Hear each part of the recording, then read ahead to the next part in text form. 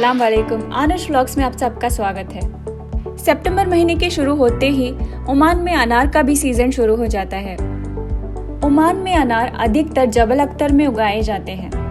क्योंकि ये सितंबर महीना है, हम जबल अख्तर के एक पोमोग्रेनेट फार्म में जाने वाले हैं। जबल अख्तर मस्कत से करीब 2.5 घंटे की दूरी पर है। जबल अख्तर समुद्र तल से लगभग 3000 मीटर ऊंचाई पर है।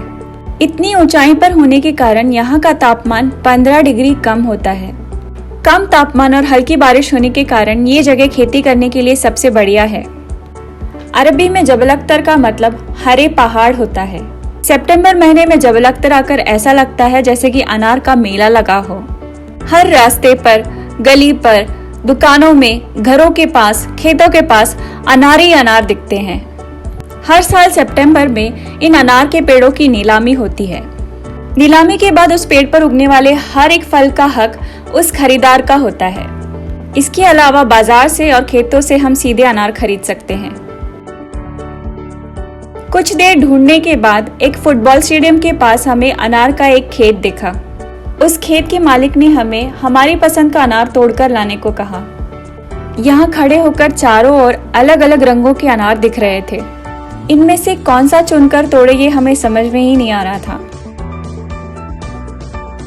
जब तक हम ये उलझन सुलझाते हैं, आपको अनार के बारे में कुछ जरूरी बातें बताती हूँ। अनार के अंदर जो लाल बीज होते हैं उन्हें अंग्रेजी में अरिल्स कहा जाता है। इसमें विटामिन ए, सी, ई, के और फोलेट पाया जाता है। इसके अलावा अनार में 2 फायदेमंद बायोएक्टिव कंपाउंड्स पाए जाते हैं। बायोएक्टिव कंपाउंड्स के कारण ग्रीन टी या वाइन से 3 गुना फायदेमंद है एक अनार खाना। इसलिए ये दिल, त्वचा और प्रतिरोधक शक्ति के लिए काफी फायदेमंद है। काफी देर घूमने के बाद हमने कुछ अनार तोड़ना शुरू कर दिया। ये अनार काफी स्वादिष्ट और मजेदार थे और दुकान के भाव से काफी कम भाव में हमें यहाँ मिले। इस खेत के पास एक छोटी सी दुकान थी जहाँ इस खेत के मालिक ने गुड़ और रोज वाटर बेचने के लिए रखे थे। उस खेत के मालिक ने हमें बताया कि गुड़ और रोज वाटर दोनों ही उनके घर में बनाया गया है। जबल अख्तर में रोज वाटर फरवरी, मार्च और अप्रैल महीनों में बनाया जाता है। दमास्क रोज की पंखुड़ियों को भाप से भरकर यहाँ रोज वाटर तैयार किया जाता है।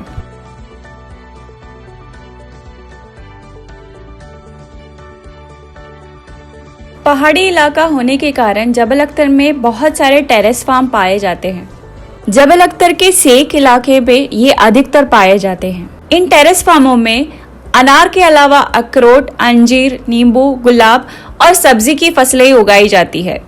ये जगह ट्रैकिंग करने वालों को बहुत पसंद आती है क्योंकि इस फलज के ऊपर से चलकर हम यहाँ के खेतों में जा सकते हैं। सेक से लौटते वक्त हमने चांद और सूरज को रूबरू होते देखा।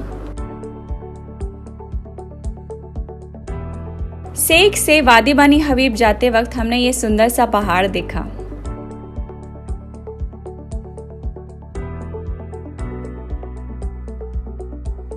वादी बानी हबीब जबल अख्तर का बहुत ही प्रसिद्ध टूरिस्ट डेस्टिनेशन है।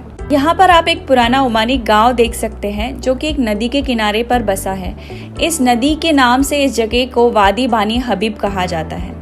उस पुराने गांव पहुंचने के लिए यहाँ से 200 सीढ़ियां उतरकर, नदी पार कर फिर से पहाड़ चढ़कर जाना होता है। यहाँ पर आप सुबह सुबह आ सकते हैं, नहीं तो दोपहर के बाद शाम होने से पहले आ सकते हैं।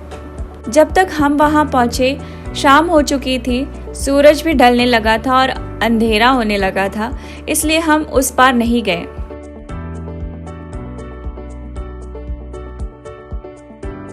हम कुछ साल पहले इस गांव गए थे।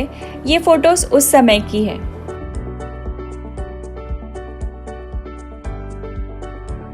अगर आप जबल अख्तर आने में दिलचस्पी रखते हैं तो आपको कुछ बातें जानना बहुत जरूरी है।